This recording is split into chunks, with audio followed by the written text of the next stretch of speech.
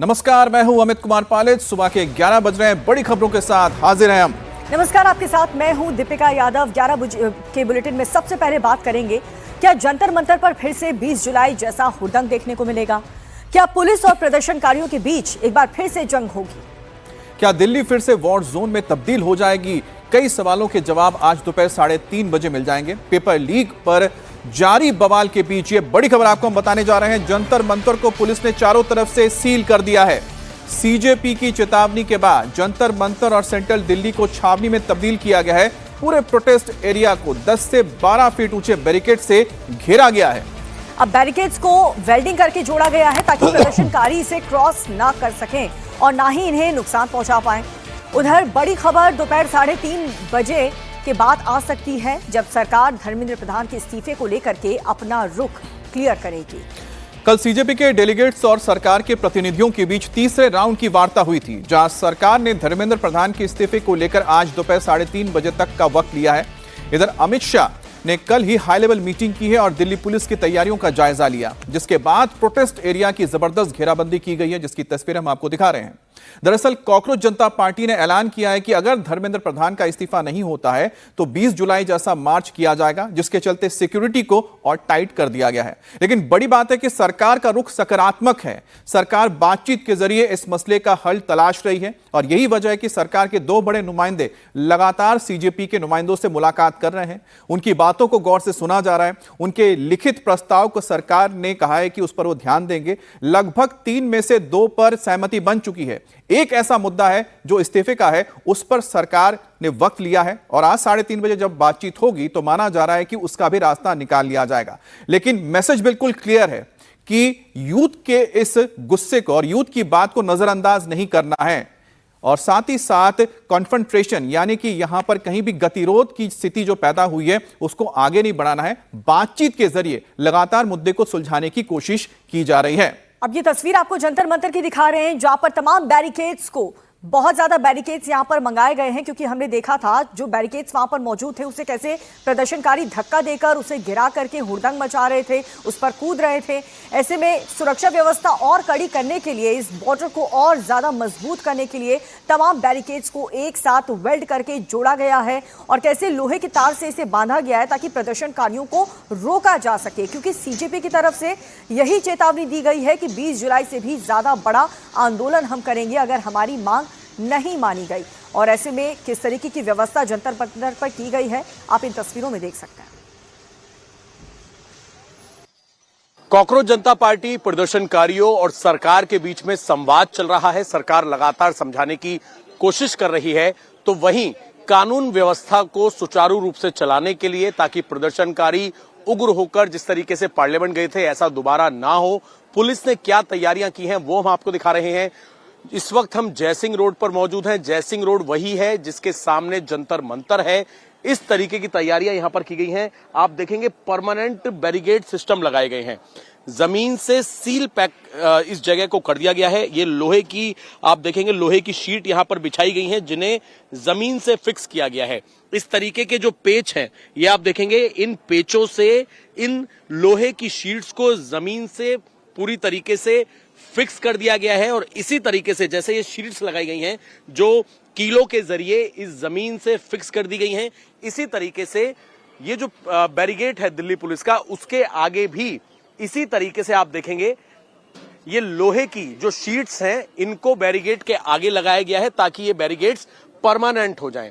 और इनको भी इस तरीके से बड़ी बड़ी कीलों से फिक्स कर दिया गया है ताकि अगर प्रदर्शनकारी इन बैरिकेड्स पर चढ़ने की कोशिश करें, इनको गिराने की कोशिश करें, तो इन लोहे की शीट्स के चलते ये बैरिकेड्स यहां पर ना गिर पाएं। और ऊपर से मैं आपको यहां पर दिखाऊं तो दूसरी तरफ आप देखेंगे तो बैरिकेड्स में चेन जो है वो पूरी तरीके से बांध दी गई है, क्योंकि कई बार ये देखा जाता है कि बैरिकेड्स को गिराया जाता है, इधर उधर घुमाया जाता है। तो ये अब इस तरीके की व्यवस्था पुलिस ने कर दी है कि ये बैरिकेड्स पूरी तरीके से फिक्स हो गए हैं। पहले आगे बैरिकेड्स की कई लेयर्स को चैन से बांध दिया गया है, आपको लोहे की चैन नजर आएगी, चैन से बांध दिया गया है।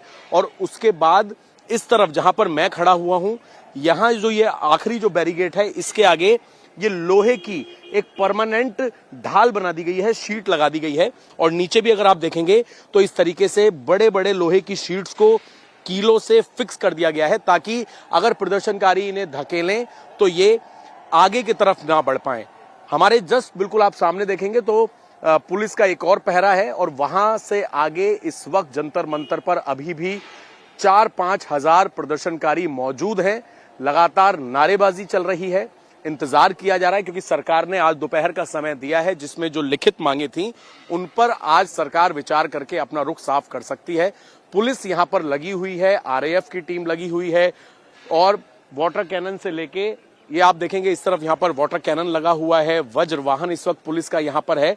तो जयसिंह रोड, टोलस्टॉय मार्ग, जंतर मंतर आसपास जितने भी रास्ते हैं वहां पर पुलिस ने अपनी पूरी व्यवस्था करते हुए बैरिकेड्स को अब कई लेयर्स में लगा के परमानेंट फिक्स कर दिया है। दूसरी तरफ एक बार और तस्वीर में आपको दिखा दूं, छात्र वहां पर मौजूद हैं, प्रदर्शनकारी वहां पर मौजूद हैं जो लगातार यही कोशिश कर रहे हैं कि सरकार का आज का क्या रुख होगा, उसके बाद ही कोई बात हो पाएगी। पुलिस लगातार मार्च कर रही है और कुछ सीनियर अधिकारी यहां पर हैं, उनसे एक बार कानून व्यवस्था को लेकर बातचीत समझने की कोशिश करते हैं। सर, कानून व्यवस्था में देख रहा हूं आप लोग लगातार मार्च कर रहे हैं, अभी कैसी कंडीशन है? फिक्स कर दिया गया है बैरिकेड्स को? नॉर्मल है सिचुएशन जी। आप लोग कुछ अपील भी कर रहे हैं कि हमने देखा कि प्रदर्शनकारियों की आड़ में एफआरएस सिस्टम जो लगाया गया है कि जिन लोगों ने हिंसा की थी कुछ आ गए थे लोग, इस बारे में जो कंसर्न कॉम्पिटेंट अथॉरिटी है ना वो बताएंगे इसके बारे में। अभी कैसा माहौल है सर? आप लोग जो मार्च कर रहे हैं, मैंने देखा प्रदर्शनकारी जहां पर बैठे हुए हैं हर जगह आप लोग नजर आते हैं। अभी ठीक है, सिचुएशन नॉर्मल है और हम जो है अपना नजर रखे हुए हैं। Thank you. तो देखिए, पुलिस लगातार नजर रखे हुए है कि कानून व्यवस्था ना बिगड़े और ज्वाइंट सीपी हैं विजय सिंह जो कि अपनी टीम के साथ, क्योंकि 18 डीसीपी जो हैं उनकी अलग अलग जगह ड्यूटी लगाई गई है जो कि ज्वाइंट सीपी और स्पेशल सीपी को पल पल की रिपोर्ट जो है वो कर रहे हैं और इस तरीके से वज्र वाहन से लेके वाटर कैनन तमाम ये आप देखेंगे राइड कंट्रोल व्हीकल से लेके पुलिस ने अपनी कानून व्यवस्था के हिसाब से पूरी तैयारी की है। तो वहीं दूसरी तरफ सरकार प्रदर्शनकारियों के साथ एक संवाद स्थापित कर रही है ताकि इस प्रदर्शन को शांतिपूर्ण तरीके से खत्म करवाया जा सके। अब वीकेंड है तो भारी भीड़ भी जुट सकती है। 20 जुलाई सोमवार था, उससे पहले 18 जुलाई यानी कि सैटरडे के दिन सोनम वांगचुक को जंतर मंतर से उठाया गया था, जिसके बाद से भीड़ जुटी और 20 जुलाई की तस्वीर हर किसी ने देखी। 20 जुलाई को दिल्ली की सड़कों पर भारी बवाल हुआ, लिहाजा दिल्ली पुलिस इस संभावना से बचना चाहती है कि सीजीपी को लेकर के दिल्ली पुलिस ने एक नया प्लान तैयार किया जिसमें 18 डीसीपी को सुरक्षा में लगा दिया गया है। निगरानी के लिए एक स्पेशल सीपी को भी लगाया गया है। गृह मंत्री अमित शाह की बैठक के बाद से दिल्ली पुलिस ने अपना एक नया प्लान तैयार किया और प्लान को बदल दिया है पुराने। और जंतर मंतर और प्रोटेस्ट साइट को सील किया गया है क्योंकि आज दोपहर 3:30 बजे सरकार धर्मेंद्र प्रधान को लेकर अपना रुख साफ करने जा रही है। अगर इस्तीफे की मांग ठुकराई जाती है तो दिल्ली में फिर से बवाल हो सकता है। लिहाजा 18 डीसीपीज का स्पेशल डिप्लॉयमेंट किया गया है। स्पेशल सीपी सुपरवाइजर करेंगे और दोपहर 3:30 बजे इसका इंतजार हो रहा है क्योंकि कल सीजेपी के प्रतिनिधियों से बातचीत के दौरान सरकार ने कहा था कि शनिवार दोपहर 3:30 बजे धर्मेंद्र प्रधान को लेकर रुख साफ करेंगे। इधर सीजेपी ने चेतावनी देते हुए कहा है कि अगर प्रधान का इस्तीफा नहीं हुआ तो 20 जुलाई जैसा मार्च होगा और इसी वजह से जंतर मंतर को छावनी में तब्दील किया गया है। सुरक्षा के लिहाज से क्या तस्वीरें हैं वो इस वक्त हम आपको इंडिया टीवी सीधा जंतर मंतर से दिखाने जा रहा है। इस वक्त आप तस्वीरें देखेंगे, ये जंतर मंतर की रोड है और जंतर मंतर पर आप देखेंगे पुलिस ने बड़े बैरिकेड्स यहां पर लगाए हैं, साथ ही आरएएफ तैनात है। पुलिस की ब्रीफिंग लगातार हो रही है। असल में गृह मंत्री अमित शाह से मुलाकात के बाद पुलिस ने लॉ एंड ऑर्डर को संभालने के लिए अपनी व्यवस्थाओं को भी बदला है। जितने भी यहां पर रास्ते हैं, अलग अलग रूट्स पर अलग अलग जिले के डीसीपीज की ड्यूटी लगाई गई है जिसमें 18 डीसीपी अलग अलग जगह पर तैनात रहेंगे और अपनी टीम का नेतृत्व करेंगे कि किसी भी तरीके से लॉ एंड ऑर्डर खराब ना हो। जो ये मेरे पीछे बैरिकेड्स आप देख रहे हैं, या इन बैरिकेड्स को कई लेयर्स जो बैरिकेड्स के लगाए गए हैं वो इसी वजह से लगाए गए हैं ताकि प्रदर्शनकारी संसद मार्ग पार्लियामेंट की तरफ जाने की कोशिश ना करें। ब्रीफिंग लगातार हो रही है। आज शनिवार का दिन है, वीकेंड्स होते हैं सैटरडे और संडे को भीड़ जो है वो ज्यादा बढ़ती है क्योंकि छुट्टी होती है। ऐसे में आज दिल्ली पुलिस कमिश्नर के अलावा जितने भी स्पेशल कमिश्नर हैं वो सभी ड्यूटी पर रहेंगे, लगातार नजर बनाकर रखेंगे। इसके साथ ही जो FRS सिस्टम है यानी कि फेस रिकॉग्निशन सिस्टम जो है उसके जरिए इस प्रदर्शनकारियों की भीड़ में कौन कौन से ऐसे अपराधी यहां पर पहुंच रहे हैं जो उपद्रव मचाते हैं उन पर भी नजर रखी जा रही है। ये एक ऐसा सिस्टम होता है कि अगर जंतर मंतर के इस प्रदर्शन में कोई अपराधी आएगा तो उसका चेहरा स्कैन होगा कैमरे से और उसके बारे में ये पता लग जाएगा कि ये किन किन केसों के अंदर वांटेड है। इसी वजह से इस सिस्टम को यहां पर लगाया गया है। लगभग 2500 के आसपास ऐसे अपराधियों की पहचान की गई है कि जो जंतर मंतर पर पहुंचे थे और यहां पर उन्होंने हिंसा फैलाई थी। उनका पूरा बैकग्राउंड जो है वो पुलिस के पास आ गया है। पुलिस लगातार ये कोशिश कर रही है कि जो प्रदर्शन हो रहा है इसकी आड़ में जो असामाजिक तत्व हैं, जो क्रिमिनल्स हैं, उनकी पहचान की जा सके। जो हिंसा को फैला रहे हैं उनकी पूरी लिस्ट पुलिस तैयार कर रही है। पुलिस ने पहले 10 FIR दर्ज की थी। इसके बाद जब ACP विवेक भगत पर हमला हुआ, उनकी टीम पर हमला हुआ, तो पुलिस ने एक और FIR दर्ज की और अभी टोटल दिल्ली पुलिस ने फिलहाल 15 FIR दर्ज की हैं। तो वहीं सरकार लगातार ये कोशिश कर रही है कि कॉकरोच जनता पार्टी की जो मांगे हैं उन पर बातचीत की जाए। जो सिस्टम है NTA का सिस्टम, उसमें बहुत सारे बदलाव किए गए हैं। कई अधिकारियों को उनका ट्रांसफर किया गया है। इसके साथ ही दिल्ली पुलिस की क्राइम ब्रांच की एक STF बनाई गई है जो पेपर लीक जैसे मामले हैं उनकी जांच करेगी। तो सरकार अपनी तरफ से अब कोशिश ये कर रही है कि जो भी नीट एग्जामिनेशन में जो एक पूरी ऑर्गेनाइजेशन होती है NTA, उसमें बदलाव हो और स्टूडेंट्स की जो मांग है उन पर भी विचार करते हुए इस प्रदर्शन को सही तरीके से, शांतिपूर्ण तरीके से खत्म करवाया जा सके। और सरकार से तीसरे राउंड की बातचीत से पहले जंतर मंतर पर हलचल भी तेज हो गई है। अब से करीब 4 घंटे बाद यानी कि 3:30 बजे CJP और सरकार के बीच तीसरे राउंड की बातचीत होगी। यह बातचीत का फाइनल राउंड माना जा रहा है क्योंकि CJP धर्मेंद्र प्रधान के इस्तीफे पर अड़ी है। सरकार आज धर्मेंद्र प्रधान के इस्तीफे पर जवाब देगी कि इस्तीफा होगा या नहीं। अब बातचीत से पहले CJP प्रवक्ता आशुतोष रांका ने 2 टूक कहा है कि 2 मांगों पर सहमति बनी है, लेकिन जो उनकी सबसे बड़ी और अहम मांग है वो है धर्मेंद्र प्रधान का इस्तीफा। आशुतोष रांका ने यह कहा कि हमें धर्मेंद्र प्रधान के मामले में एकदम स्पष्टता चाहिए कि क्या वो उनका इस्तीफा मांगेंगे या फिर नहीं।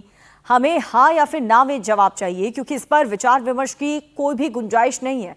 अगर वो इस्तीफा नहीं देते हैं तो हम आगे की रणनीति तय करेंगे।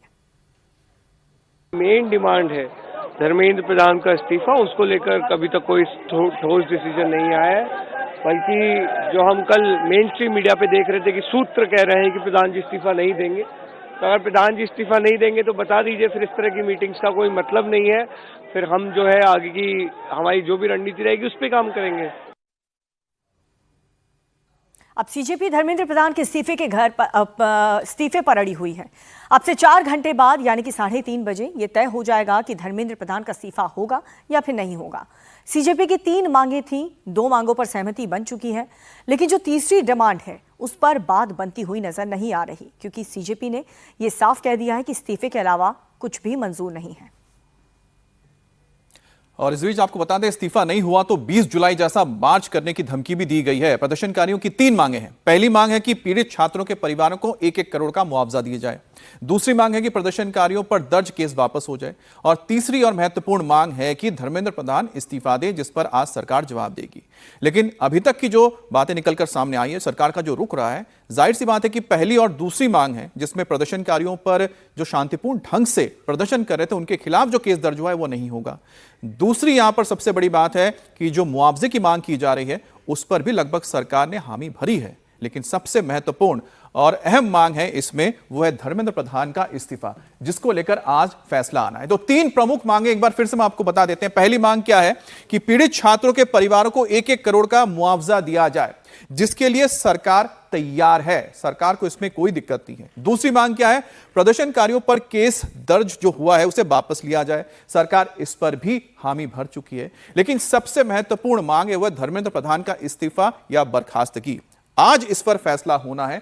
अब सरकार इस पर अगर फैसला लेगी भी तो सरकार अपने हिसाब से फैसला लेगी। वो तारीख कौन सी होगी, वक्त कौन सा होगा और कब इस बारे में ऐलान किया जाएगा, सरकार ये भरोसा जरूर देगी कि अगर आपकी हम मांग मांगते हैं, लेकिन ये डेट और वक्त हम तय करेंगे कि कब ये फैसला लिया जाएगा। और अगर ऐसा नहीं होता है तो फिर यह देखना होगा कि आगे सीजेपी क्या रणनीति अपनाती है। अब उधर 26 दिन तक अनशन पर रहने के बाद सोनम वांगचुक ने भूख हड़ताल खत्म की तो सियासी बवंडर मच गया है। सोनम वांगचुक के फैसले पर कांग्रेस, शिवसेना, यूबीटी समेत तमाम विपक्षी दलों के नेता सवाल खड़े कर रहे हैं। ट्रोलर्स के टारगेट पर सोनम वांगचुक आ चुके हैं, जिस पर अब एक्टिविस्ट सोनम वांगचुक ने पलटवार किया और ये कहा कि किसी से भी मुझे कैरेक्टर सर्टिफिकेट लेने की जरूरत नहीं है कि उनका आंदोलन कितना पवित्र था। जो उन पर सवाल उठा रहे हैं वो सोच समझ कर बात करें। सोनम वांगचुक ने कहा है कि उनसे पूछा जा रहा है कि क्या डील हुई, क्या सौदा हुआ। ऐसे में मुझे हैरानी के साथ गम और गुस्सा भी है। छात्रों के लिए 26 दिन भूखे रहने के बाद, शरीर को खराब करने के बाद, दिल्ली की तपती धूप में खुद को झोंकने के बाद क्या मुझे किसी से कैरेक्टर सर्टिफिकेट लेना होगा कि मेरा अनशन कितना पवित्र था? मैंने तोड़ा तो किसके हाथों तोड़ा? उसके हाथ क्यों तोड़ा? उसके हाथ से क्यों नहीं तोड़ा? दरअसल जैसे ही अनशन टूटा, अलग अलग नेताओं ने सोनम वांगचुक पर सवालों के बौछार कर दिए, जिसके बाद अब सोनम वांगचुक ने पलटवार किया है। लद्दाख की कड़कती ठंड से दिल्ली की तपती धूप में बैठकर ये सब करने के बाद क्या मुझे किसी से कैरेक्टर सर्टिफिकेट लेनी होगी कि मेरा अनशन कितना पवित्र था? मैंने तोड़ा तो किसके हाथों तोड़ा? उसके हाथों क्यों तोड़ा? इसके हाथों क्यों नहीं तोड़ा? क्या डील हुआ? क्या सौदा हुआ? ये सब मुझे जवाब देना होगा। बहुत आसान है आपके लिए कहना कि इसमें क्या सौदा हुआ, क्या डील हुआ, बहुत आसान है। अपने ज़बान को ज़रा तोल कर बात कीजिएगा। कितना आप हानि कर सकते हैं किसी के दिल को जो हफ्तों से घर नहीं गया है, सड़क पर बैठा है भूखा प्यासा, उस पर ऐसा बोलते हुए आप लोगों में ज़रा भी रहम नहीं आई। मैं ये पूछना चाहता हूँ। अभी मैं उठ के खड़ा हो भी नहीं पाया हूँ कि ऐसी बातें जो कि दिल को चीर के जाती हैं सुनने के हालत में नहीं हूँ। कृपया अपने वाणी को लगाम दीजिएगा। बोलें तो प्यार की वाणी बोलिएगा, न बोलें तो ना ही बोलें, फिर वो ज़्यादा मेरे लिए मरहम होगा। जंतर मंतर पर गदर को लेकर दिल्ली पुलिस जबरदस्त एक्शन में है। 20 जुलाई को जिन उपद्रवियों ने दिल्ली में बवाल मचाया उनकी खैर नहीं है, क्योंकि दिल्ली पुलिस का स्पेशल सिस्टम क्रिमिनल्स की पहचान कर चुका है। और इस वक्त की बड़ी खबर यही है कि दिल्ली में 20 जुलाई के बवाल से जुड़ी खबर सामने आ रही है कि पुलिस ने 2500 क्रिमिनल्स की पहचान कर ली है, जिनकी एक तस्वीर भी हम आपको दिखा रहे हैं। फेस रिकॉग्निशन सिस्टम के जरिए 2500 ऐसे चेहरे पुलिस के सामने आ चुके हैं जिनकी पहचान हो चुकी है और इनके नाम पुलिस रिकॉर्ड में बतौर क्रिमिनल दर्ज हैं। अब हंगामे वाले दिन वायरल वीडियो के आधार पर पुलिस ने इन सभी चेहरों की पहचान कर ली है। यही वो चेहरे हैं जो 20 जुलाई को हुए गदर के बीच माहौल बिगाड़ते हुए नजर आए। AI टूल के जरिए इनकी पहचान की गई है। FRS यानी कि फेस रिकॉग्निशन सिस्टम के जरिए इनकी पहचान कर ली गई है। और भी कई ऐसे चेहरे हैं जो बेनकाब करने की तैयारी की जा रही है। आखिर 20 जुलाई को माहौल युद्ध जैसा हो क्यों गया? किन किन लोगों ने प्रदर्शनकारियों के उपद्रव के लिए उकसाया? किन किन क्रिमिनल्स ने प्रदर्शन के दौरान पुलिस पर पथराव किया, हमला किया? सीजेपी के प्रोटेस्ट को कैसे हिंसा और बवाल में तब्दील किया गया? अब इसकी भी जांच दिल्ली पुलिस की टीम कर रही है। दिल्ली पुलिस सभी और भी चेहरों की जांच कर रही है। कौन कौन थे जो पुलिस की फाइल्स में बतौर क्रिमिनल्स दर्ज हैं और वो प्रदर्शन के बहाने दिल्ली में उपद्रव मचाने पहुंचे थे। अब इसके लिए दिल्ली पुलिस खास तौर पे AI टूल का इस्तेमाल कर रही है। अभी तक 2500 क्रिमिनल्स की पहचान का दावा है। पुलिस ने किया है कि इस मामले में सिस्टम का नाम जो इस्तेमाल किया गया उसे कहते हैं फेशियल रिकॉग्निशन सिस्टम। क्रिमिनल्स के चेहरे मैच हो चुके हैं। वो चेहरे जो प्रदर्शन के दौरान हिंसा फैला रहे थे, पहले से ही पुलिस के फाइल्स में उनकी मौजूदगी दर्ज है। अब पुलिस इनको एक एक करके पकड़ेगी और इनके खिलाफ कार्रवाई आगे होगी। चलिए आपको उन चेहरों से भी मिलवा देते हैं जो पुलिस की फाइल में बतौर क्रिमिनल दर्ज है और 20 जुलाई को ये लोग उस जगह पे मौजूद थे जहां पर उपद्रव हो रहा था। क्रिमिनल नंबर 1 जो पुलिस के रिकॉर्ड में है वो है प्रदर्शन के दौरान भी मौजूद दिखा है। क्रिमिनल नंबर 2 पुलिस के रिकॉर्ड में भी दर्ज है और प्रदर्शन के दौरान तस्वीरों में साफ दिख रहा है। अब क्रिमिनल नंबर 3 को आप देखिए जो कि पुलिस की फाइल में है और 20 जुलाई को भी ये हिंसा के दौरान वहीं पर उसी लोकेशन में मौजूद था। तो आपको हम ये तस्वीरें दिखा रहे हैं। एक एक करके पुलिस जो वीडियोस हैं उनको खंगाल रही है और इन चेहरों को AI के जरिए यानी आर्टिफिशियल इंटेलिजेंस के जरिए फेस रिकॉग्निशन सिस्टम के जरिए पहचाना जा रहा है और एक एक करके सारे क्रिमिनल्स की पहचान सामने निकल कर आ रही है। अब दिल्ली पुलिस के फेस रिकॉग्निशन सिस्टम को लेकर के CGP के प्रवक्ता आशुतोष रांका ने क्या कहा है वो आपको सुनाते हैं। भारत सिस्टम के द्वारा आइडेंटिफाई किया है, तो जो उनका दावा है, उसका क्लेम है कि 2500 ऐसे लोग हैं जिनका क्रिमिनल बैकग्राउंड है, वो इस प्रोटेस्ट में शामिल है। हम भी आज दिल्ली पुलिस को बहुत जल्दी एक पुलिस कर्मियों की लिस्ट देंगे जिन्होंने हमारे बच्चों के सर फोड़े हैं, उन्हें सड़कों पर घसीटा है, हमारे वॉलंटियर्स की पसलियां तोड़ी हैं, छोटी छोटी बच्चों को थप्पड़ मारे, और वो लिस्ट हम लोग FRS के थ्रू नहीं, हम पब्लिक के थ्रू आइडेंटिफाई करेंगे और उसको पब्लिक करेंगे, फिर देखते हैं दिल्ली पुलिस का उस पर क्या रिस्पॉन्स है। और हमारे साथ हमारे संवाददाता कुमार सोनू जुड़ेंगे। तो कुमार सोनू से हम जानते हैं कि आखिरकार किस तरह से पुलिस ये पूरी कार्रवाई करेगी। कुमार सोनू, 2500 लोगों के बारे में जानकारी मिल रही है। पहली चीज है, क्या ये तादाद और बढ़ सकती है और आगे पुलिस किस तरह से इन क्रिमिनल्स के खिलाफ कार्रवाई करेगी?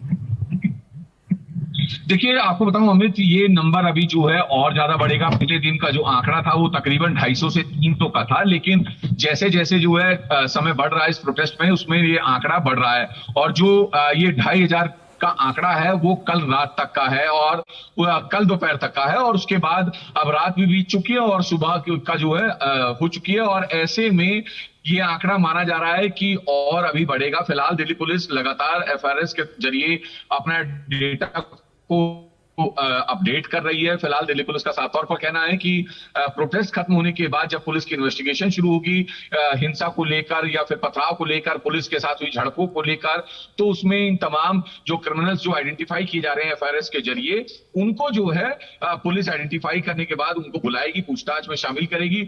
और अगर हिंसा में पुलिस टीम पर पथराव में के साथ झड़पों में इनका किसी भी तरह से रोल होगा तो उनको जो है गिरफ्तार भी किया जाएगा। फिलहाल दिल्ली पुलिस की FRS टीम जो है बाकायदा इंस्टॉल की गई है जंतर मंतर के पास में, और इसी के साथ साथ पूरा एक एक डेटा जो है डेडिकेटेड टीम जो है बनाई गई है, वो एनालाइज करके पूरा एक डेटा स्कोर जो है वो खड़ा कर रही है, ताकि इससे साफ हो सके कि ये पुलिस की ओर से एक बहुत अहम कदम है सोनू, जैसा आप बता रहे हैं कि किस तरह से जो प्रोटेस्ट करने आए थे छात्र या फिर जो जेन्युइन तौर पर CGP के साथ जुड़ के शांतिपूर्ण मार्च करने आए थे, उनके बीच में सोचिए कि 2500 अभी तक क्रिमिनल्स के बारे में पहचान हो चुकी है। अब हो सकता है कि इससे ज्यादा बड़ी तादाद रही होगी, तो ये पूरा का पूरा जो बवाल था, क्या उसको हाईजैक कर लिया गया था? अब पुलिस अब जब आगे तफ्तीश करेगी तो ये सब कुछ दूध का दूध पानी का पानी हो जाएगा। अब आगे बढ़ते हुए जंतर मंतर पर हंगामे के बीच पुलिस ऑफिसर्स की बहादुरी और संयम की तस्वीरें भी सामने आई है। भीड़ के बीच फंसे हुए ACP विवेक भगत को बचाने के लिए DCP विनीत कुमार और ACP शरद चंद ने जान की बाजी लगा दी। भीड़ में घिरे ACP विवेक भगत को बचाने के लिए कैसे DCP IFSO विनीत कुमार अपनी फोर्स के साथ मौके पर पहुंचे और उन्हें सुरक्षित वहां से बाहर निकाला।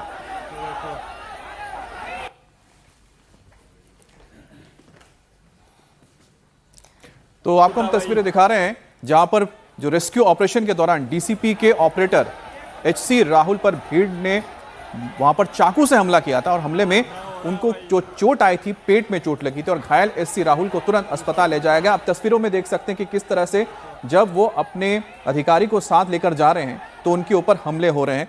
और ये देखिए, ये है चाकू से इन पर हमला किया गया था और जो आप देख पाएंगे कि इनके यहाँ पर आपको खून का धब्बा नजर आ रहा होगा। ये देखिए, यहाँ पर देख रहे हैं, चाकू से हमला गया था इनके पेट पर और ये अपने साथ जो उनके पुलिस अधिकारी थे उनको बचाकर लेकर आ रहे थे क्योंकि उनके ऊपर लगातार हमले हो रहे थे। तो पुलिस के ऊपर 20 तारीख को कई हमले हुए और उसी का नतीजा आप देखने के सामने अब धीरे धीरे निकल कर आ रहे हैं कि जो पुलिस वाले थे उनकी जान तक जोखिम में डालनी पड़ी और अपने साथियों को बचाने के लिए पुलिस को लाठी, डंडे, पत्थर सब खाने पड़े, यहां तक कि चाकू से तक हमला किया गया इन पुलिस वालों के ऊपर। और आज दिल्ली पुलिस प्रेस कॉन्फ्रेंस करेगी और माना जा रहा है कि इस दौरान और भी बहुत सारे ऐसी चीजें निकलकर सामने आएगी जिसके बारे में सिर्फ अब तक चर्चा हो रही थी, लेकिन उसको पूरी तरह से जब लोगों के सामने रखा जाएगा तो आप समझेंगे कि किस तरह से उपद्रवियों ने यहां पर पुलिस वालों को भी बख्शा नहीं, लेकिन पुलिस की ओर से एक गोली नहीं चली। आप देख सकते हैं यहां पर जो तमाम पुलिस वाले हैं इनके पास हथियार थे, बंदूक थे, लेकिन पुलिस ने किसी के ऊपर एक गोली तक नहीं चलाई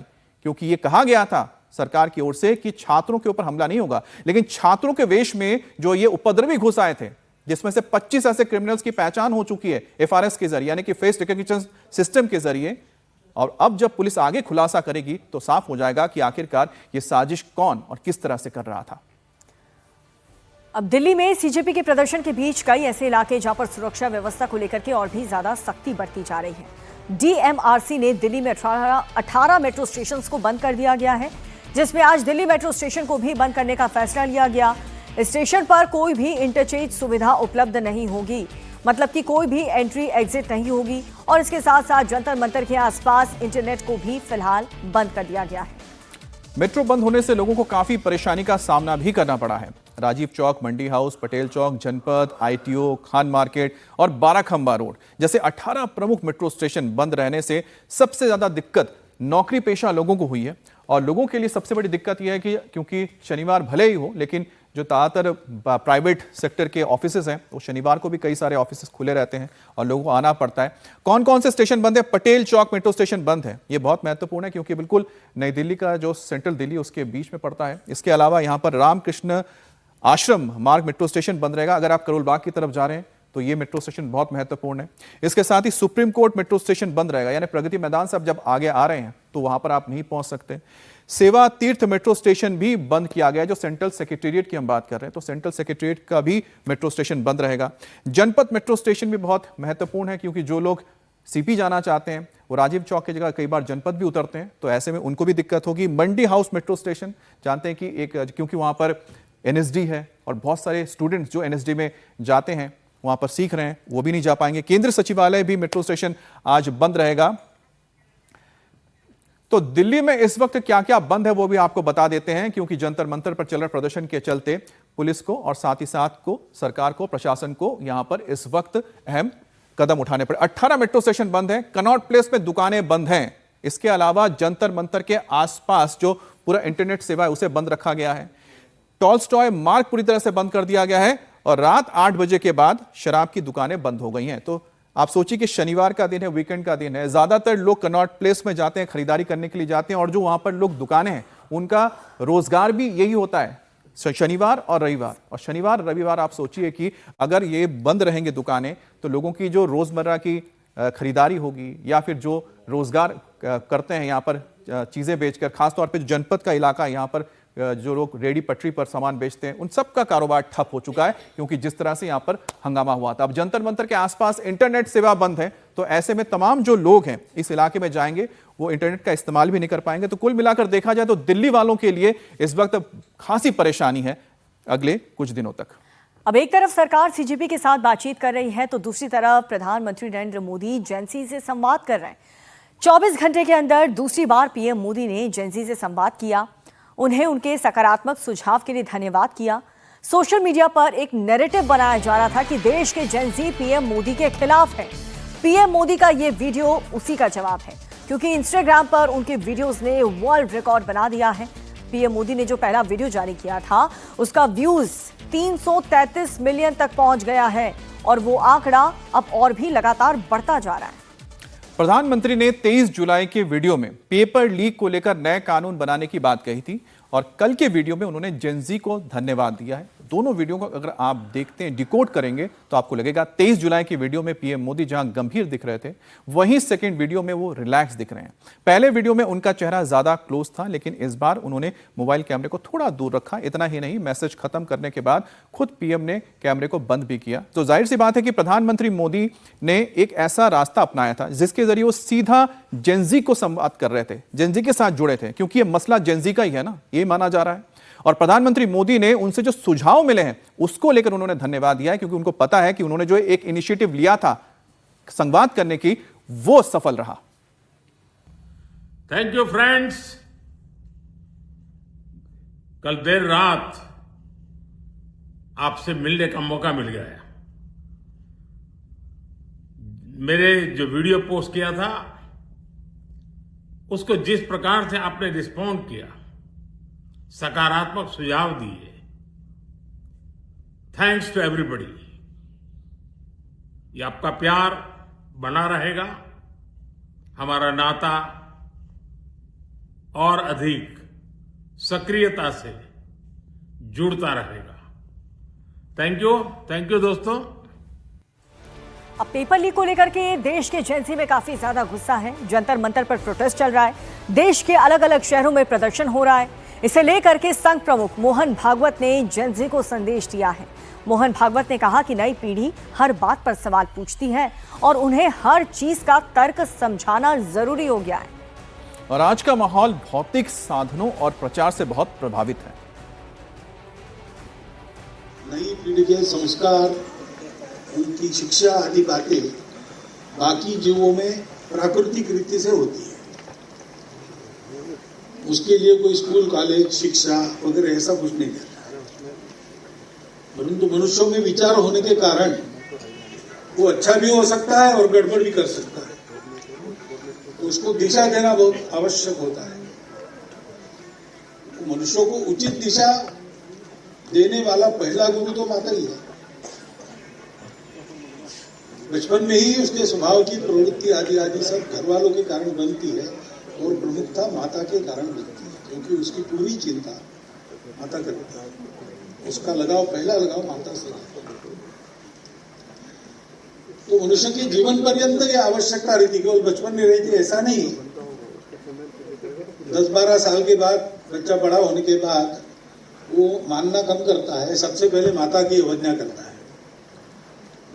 क्योंकि पिताजी की अवज्ञा करने जाए तो मार पड़ेगा, माता से वो डर नहीं है, इसलिए उल्टा जवाब देता है, हट करता है, ये सब करता है। बाद में जिसको अंग्रेजी में टीन एज कहते हैं, वो समाप्त होने के बाद फिर बाहर की दुनिया में जाता है तो फिर उसको जरा वस्तु स्थिति का भान आता है, तो थोड़ा संयमित हो जाता है, अपने आप को एक नियंत्रण में रखता है, अपने जीवन में आगे बढ़ने के लिए कई अच्छी बातों को अपनाता भी है। ऐसा चल के अपना जीवन पूरा करने तक उसको प्रत्यक्ष शिक्षा की आवश्यकता नहीं रही तो भी एक भावनिक समर्थन की जो आवश्यकता रहती है। और सीजेपी के प्रदर्शन से जुड़ी इस वक्त की और बड़ी खबर, सीजेपी के समर्थन में खुलकर भीम आर्मी उतरी है। आज उत्तर प्रदेश के सभी जिला मुख्यालयों पर भीम आर्मी के कार्यकर्ता प्रदर्शन करेंगे। खुद भीम आर्मी के चीफ चंद्रशेखर कॉकरोच जनता पार्टी के समर्थन में लगातार प्रदर्शन भी कर रहे हैं। अब संसद में अंबेडकर प्रतिमा के नीचे प्रदर्शन में बैठे हैं। सीजेपी के जंतर मंतर वाले मंच पर भी पहुंचे और अब उनके कार्यकर्ता यूपी के सभी जिलों में प्रोटेस्ट करने वाले हैं। तो इस वक्त की एक बड़ी खबर आपको बता रहे हैं कि सीजेपी के समर्थन में भीम आर्मी भी उतरी है। आज उत्तर प्रदेश के सभी जिला मुख्यालयों पर भीम आर्मी के कार्यकर्ता प्रदर्शन करेंगे। भीम आर्मी के चीफ चंद्रशेखर खुद लगातार सीजेपी के इस प्रोटेस्ट को समर्थन दे रहे हैं। वो जंतर मंतर भी गए थे और 20 तारीख को जो प्रदर्शन हुआ था, बताया जाता है उनकी ओर से भी बड़ी तादाद में जो उनके समर्थक है वो दिल्ली आए थे। जंतर मंतर पर चल रहे बवाल के बीच शिक्षा मंत्रालय में बड़े पैमाने पर सफाई अभियान शुरू हो चुका है। नीट पेपर लीक मामले में नेशनल टेस्टिंग एजेंसी यानी कि एनटीए ने 47 अधिकारियों को बर्खास्त कर दिया है। इससे पहले सरकार ने शिक्षा मंत्रालय के 2 सचिवों को बदल दिया था और अब एनटीए में भी ऑपरेशन क्लीनअप शुरू हो चुका है, जिसमें 47 अधिकारी नप गए हैं। बर्खास्त अधिकारियों के खिलाफ क्रिमिनल केस दर्ज किया जाएगा। इनमें से कुछ ऑफिसर्स पर पेपर लीक में शामिल होने का भी शक है और इन्हें जेल भेजा जाएगा। अधिकारियों के मुताबिक ये कदम एनटीए में बड़े पैमाने पर हो रहे बदलाव के तहत उठाया गया है। एनटीए में अब आउटसोर्सिंग व्यवस्था में बदलाव किया जाएगा और संस्था में तकनीकी सुधार लागू किए जाएंगे ताकि परीक्षाओं को पूरी तरह से सुरक्षित किया जा सके। इसके अलावा ऐसा टेस्टिंग सिस्टम तैयार हो जिससे पेपर लीक की कोई गुंजाइश ही ना रहे। एनडीए में सुधार के लिए जल्द ही कड़े एक्शन लिए जाएंगे। पेपर लीक मामले में सरकार पहले से ही एक सख्त कानून लेकर आ रही है।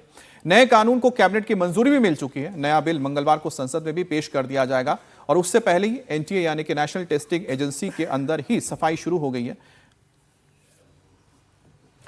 सरकार ने नवंबर 2017 में नेशनल टेस्टिंग एजेंसी का गठन किया था। यह agency NEET, UG, CUET, CMAT, GPAT समेत 20 से ज्यादा एंट्रेंस फेलोशिप और साथ ही स्कॉलरशिप के एग्जाम कराती है। लेकिन हैरानी की बात तो यह है कि अब तक एनटीए में सिर्फ 39 परमानेंट पोस्ट थी। अब देखिए, इनमें से 15 पोस्ट 22 जुलाई तक खाली थी। सरकार ने एनटीए का काम चलाने के लिए 73 लोगों को कॉन्ट्रैक्ट पर रखा था। इनमें general manager, senior advisor, senior consultants और सॉफ्टवेयर डेवलपर्स और यंग प्रोफेशनल्स शामिल हैं। इसके अलावा नेशनल टेस्टिंग एजेंसी ने डेटा एनालिसिस और साथ ही कंसल्टेंसी और लीगल वर्क के लिए 124 लोगों को आउटसोर्स किया हुआ था। एग्जाम के वक्त कुछ और लोगों को भी फील्ड वर्क के लिए आउटसोर्स किया जाता है। 2018 से अब तक एनटीए ने 270 एग्जाम कराए हैं, जिनमें से 6.5 करोड़ से ज्यादा स्टूडेंट्स शामिल हुए। अब स्टूडेंट शामिल जो हुए इसमें पिछले 8 सालों में एनटीए के 20 बड़े एग्जाम में पेपर लीक होने या फिर बड़े पैमाने पर गड़बड़ियों के आरोप भी लगे। अब इस साल एनटीए 12 एग्जाम करा चुकी है, जिसमें से 65 लाख से ज्यादा स्टूडेंट इसमें रजिस्टर्ड किए थे। इनमें नीट का भी एग्जाम शामिल था, जिसका पेपर लीक हो गया। इंटरेस्टिंग बात तो यह है कि पिछले 5 साल में एनटीए की आमदनी में 2 गुने से ज्यादा की बढ़ोतरी हुई है। 2019-20 में एनटीए की इनकम 504 करोड़ रुपए थी, जो 2023-24 में बढ़कर 1100 करोड़ रुपए पहुंच गया। इस दौरान एनटीए का खर्च 440 करोड़ रुपए से बढ़कर 1041 करोड़ हो गया। लेकिन ना सिस्टम में सुधार हुआ, ना पेपर लीक बंद हुआ, ना स्थायी ऑफिसर्स की नियुक्ति हुई, ना कोई परमानेंट सिस्टम बना। इसलिए अब सरकार ऊपर से नीचे तक पूरे सिस्टम को ही बदलने के लिए काम कर रही है और ट्रांसपेरेंसी लाया जा रहा है, पारदर्शिता लाई जा रही है, ताकि जिम्मेदारी, अकाउंटेबिलिटी तय हो। अब एग्जाम को लीक प्रूफ बनाने के लिए सरकार हर कड़े कदम उठा रही है। बड़ी खबर इसी से जुड़ी हुई, जिसमें पेपर लीक की जांच अब दिल्ली पुलिस भी करेगी। इससे पहले सीबीआई को ऐसे केस दिए जाते थे, लेकिन अब दिल्ली पुलिस की क्राइम ब्रांच पेपर लीक के सारे केसेस देखेगी। पेपर लीक की जांच के लिए दिल्ली पुलिस में स्पेशल एसटीएफ बनाई गई है, जिसके चीफ डीसीपी क्राइम ब्रांच होंगे और दिल्ली पुलिस की स्पेशल एसटीएफ के दायरे में यूपीएससी से लेकर एनटीए तक की सभी प्रमुख परीक्षाएं होंगी। पेपर लीक मामले में फास्ट ट्रैक अदालत को 3 महीने के अंदर सजा सुनानी है। इसकी रोज सुनवाई होगी और इसीलिए जरूरी हो जाता है कि जांच एजेंसियां भी तेजी से काम करें। ऐसे में सरकार ने दिल्ली के नए कमिश्नर अनुराग कुमार पर भरोसा जताया और पेपर लीक मामले की जांच की जिम्मेदारी दिल्ली पुलिस को सौंपी। और इस वक्त की बड़ी खबर आपको बता दें, राहुल गांधी मीडिया से बात कर रहे हैं, आपको सीधे सुनवाते हैं। जो हमारे स्टूडेंट्स हैं जिन्होंने हंगर स्ट्राइक किया, उनसे मेरी मीटिंग हुई, डिस्कशन हुआ मूवमेंट के बारे में, आरएसएस के बारे में, हिंदुस्तान का जो शिक्षा का सिस्टम है उसको कैसे कैप्चर किया गया है उसके बारे में। मेन चीज़ जो हम कहना चाहते हैं कि स्टूडेंट्स की 3 डिमांड्स हैं और these are not negotiable demands, and this is not me saying it, this is the students of India saying it, that there are 3 non-negotiable demands. The first demand, pehli demand, is that the education minister, who is corrupt, incompetent, misaligned, has to be sacked. There is some talk going on. We get information these days from the government. There's some talk going on in Mr. Modi's cabinet that the solution is to move Mr. Dharmendra Pradhan from education to some other ministry. This is not acceptable to the students of India. It is not acceptable to anybody. The reason is Mr. Pradhan is a symbol of corruption and of what has happened to the future of India's children. He is a symbol of the destruction of the most valuable thing that this country has, which is our students and their future. And so there is going to be no conversation about Mr. Dharmendra Pradhan being moved here, moved there, put behind, forward, nothing. Mr. Dharmendra Pradhan has to be sacked, period. Second, show your leg. This young lady is injured. Yesterday, I showed you a young man who has been shot in the eye. And there are thousands and thousands of youngsters who have had lathis break their legs, lathis break their heads, pellets in their bodies. The people who have done this, the organizers and the implementers, need to be punished and made accountable.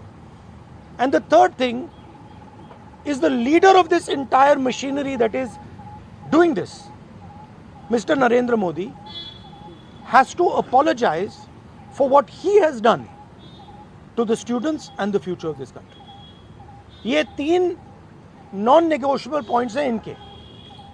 पहला कि धर्मेंद्र प्रधान को हटाया जाए, cabinet से निकाला जाए। BJP के cabinet में चर्चा हो रही है कि सॉल्यूशन है कि धर्मेंद्र प्रधान को दूसरी मिनिस्ट्री में डाल दो। यह किसी के लिए एक्सेप्टेबल नहीं है।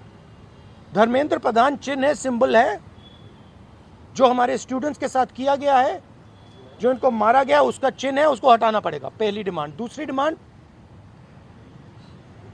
इनके यहां पे लिगामेंट टेयर हुआ है। कल मैं एक युवा को लाया था जिसको छर्रे लगे हैं, आंख में छर्रा लगा है, शायद वो देख ना पाए। और हजारों ऐसे स्टूडेंट्स हैं जिनको मारा गया है, धमकाया गया है, पीटा गया है, लाठी से पीटा गया है। जिन लोगों ने ये किया है, जो इम्प्लीमेंटर्स हैं और जो ऑर्गेनाइजर्स हैं, उनको अकाउंटेबल होना पड़ेगा, उनको सजा मिलनी पड़ेगी। और तीसरी बात, जो इस पूरे सिस्टम को चलाते हैं, हिंदुस्तान के प्रधानमंत्री, जो रात रात वीडियो बना रहे हैं, कल वीडियो बनाई, कहते हैं कि भैया बहुत अच्छे सुझाव आए। सुझाव से कुछ लेना देना नहीं है। इनकी मांग सुझावों की नहीं है, इनकी मांग धर्मेंद्र प्रधान की रिमूवल की है। तो ये जो मेन इंचार्ज व्यक्ति हैं, ये इन स्टूडेंट्स से माफी मांगे, अपोलोजाइज करें कि इनको पीटा गया है, मारा गया है, डिसरिस्पेक्ट किया गया है। आप सबका बहुत बहुत धन्यवाद। And final thing, I am proud of you. You are India's biggest strength, and I'm proud of every single one of you who is standing there resisting this government that is attacking the Constitution, destroying the Constitution, attacking our institutions and destroying our future. Thank you.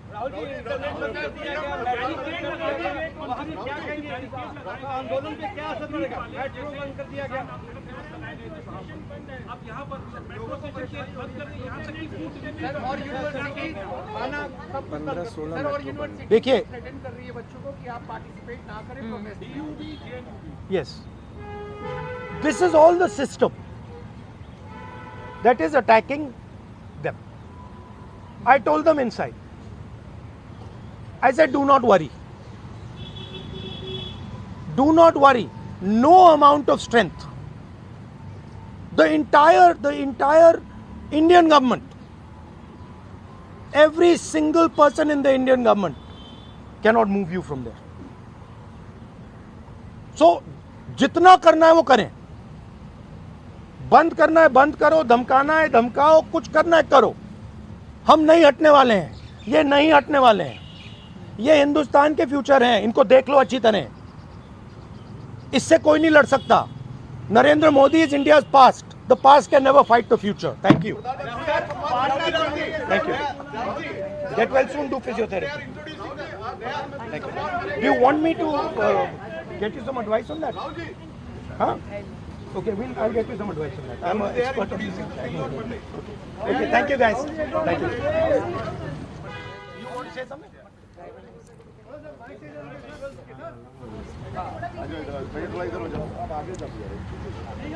I think the discussion that we had today with Rahul Gandhi sir is most fruitful.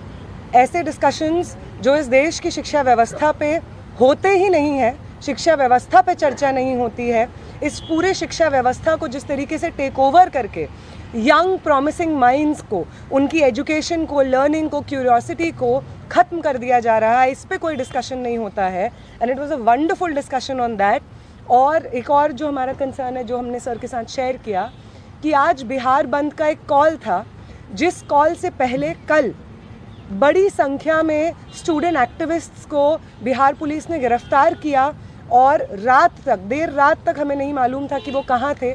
साथी दीपांकर, साथी सबा, साथी संदीप सौरभ, साथी परवेज, साथी दिव्यम, साथी नौशाद, ये तमाम students 40 और students के साथ में बिहार पुलिस ने अपने कस्टडी में लिए हैं. और वो गायब हैं सिर्फ इसलिए क्योंकि वो चाह रहे थे कि बिहार में शिक्षा व्यवस्था का जो हाल है वो दुरुस्त हो, वो बेहतर हो. लेकिन बिहार में भी भाजपा की जो डबल इंजन की सरकार है, उसने वही रवैया अपनाया है जो दिल्ली में हम देखते हैं, बाकी राज्यों में देखते हैं. और जो तीनों डिमांड सर ने यहाँ पे रखी हैं, वो बिल्कुल सही मायने में इस देश के नौजवानों छात्रों की डिमांड्स हैं। No step back on Dharmendra Pradhan resignation, no change in ministry, no bill against paper leak is going to satisfy the demand कि replace the demand कि धर्मेंद्र प्रधान का इस्तीफा होना चाहिए।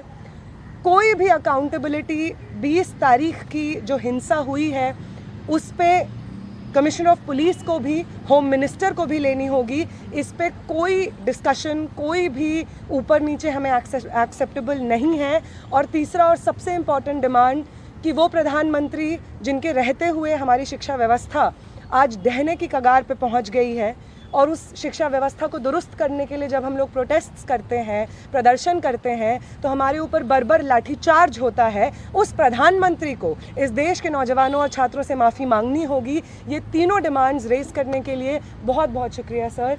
ये सारी डिमांड्स इस देश के नौजवानों की, छात्रों की डिमांड्स हैं। आपका बहुत शुक्रिया। Thank you.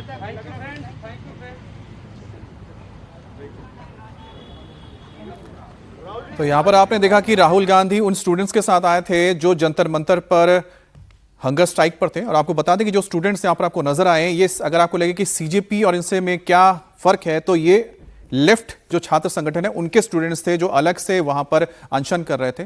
और सीजेपी की ओर से सोनम वांगचुक अनशन पर बैठे हुए थे और सोनम वांगचुक ने अपना अनशन तोड़ दिया है। और उसी के ठीक बाद भी लेफ्ट के स्टूडेंट्स ने भी अपना अनशन तोड़ा था। अब उनकी मुलाकात हुई है राहुल गांधी से। राहुल गांधी विपक्ष के नेता है संसद में और उन्होंने समर्थन दिया है अपना उनके मांगों को लेकर।